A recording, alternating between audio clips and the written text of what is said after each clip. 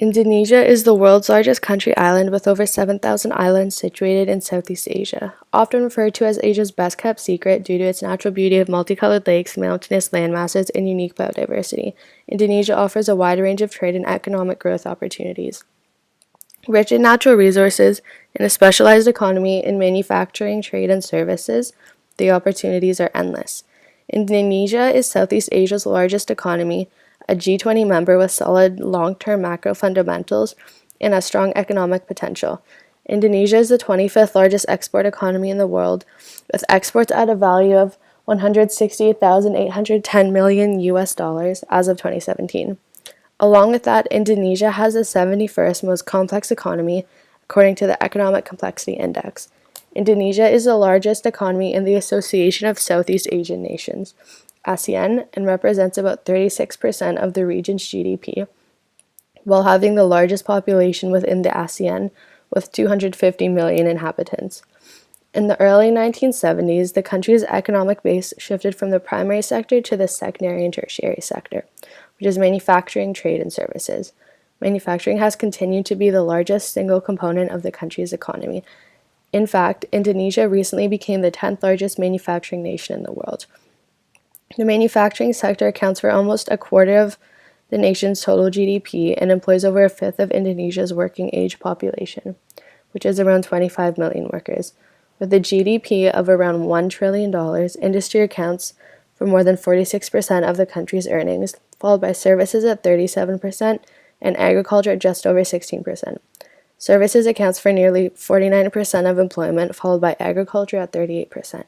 Indonesia has experienced rapid economic expansion since the current president Joko Widodo was elected in 2014. Currently, Indonesia has the third fastest growing economy in the world. This is due to many factors, but the main factors being the population age and overall socioeconomic status of the population. Indonesia has a growing middle class, and almost two-thirds of its population are of working age.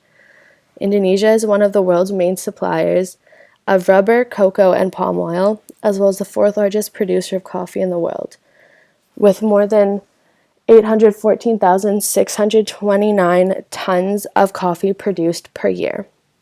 The top exports of Indonesia are coal briquettes at $18.9 billion, palm oil at $18.2 billion, petroleum gas at $8.9 billion, and crude petroleum at $5.3 billion. This is according to the 1992 revision of the Harmonized Systems Classification. Indonesia's top imports are refined petroleum at $14.2 billion, crude petroleum at $7.4 billion, telephones at $3.1 billion, vehicle parts at $3 billion, and petroleum gas at $2.7 billion. Since 1949, Canada and Indonesia have maintained a strong partnership across many areas, including trade and investment, good governance, human rights, poverty reduction, and capacity building in the security and counterterrorism sector.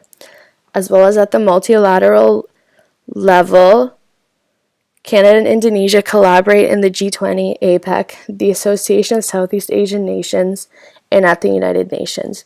Now Indonesia is Canada's largest export market in the ASEAN region, and despite a slowdown in 2016 due to low commodity rates and a late harvest season, bilateral trade and Canadian exports have reached new heights in 2018.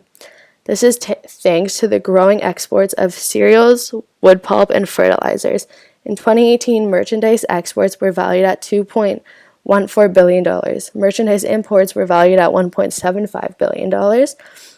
The total bilateral trade in 2018 was $3.9 billion, which is compared to $3.4 billion in 2017.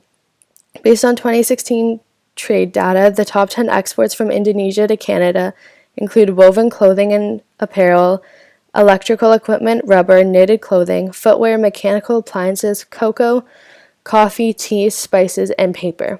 Meanwhile, the top 10 products Canada exports to Indonesia include cereals, wood pulp, mechanical appliances, oars, electrical equipment, scientific and technical instruments, aluminum, vegetables, plastic, and pharmaceutical products. 2016, the bilateral trade volume reached $3.7 billion. Canada is ranked 19th in Indonesia's list of investors by country, with the total amounting to $600 million, and Indonesia is the largest market as well as investment destination for Canadian companies in Southeast Asia, at a total stock of $3.2 billion in 2018. Indonesia and Canada should strengthen their trade of fishery products and furniture.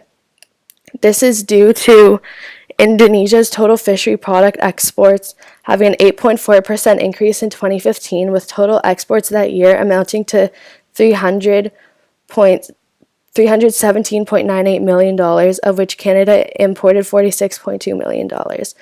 Canada's business communities can benefit from the simultaneous efforts by the Indonesian government to ease doing business in Indonesia.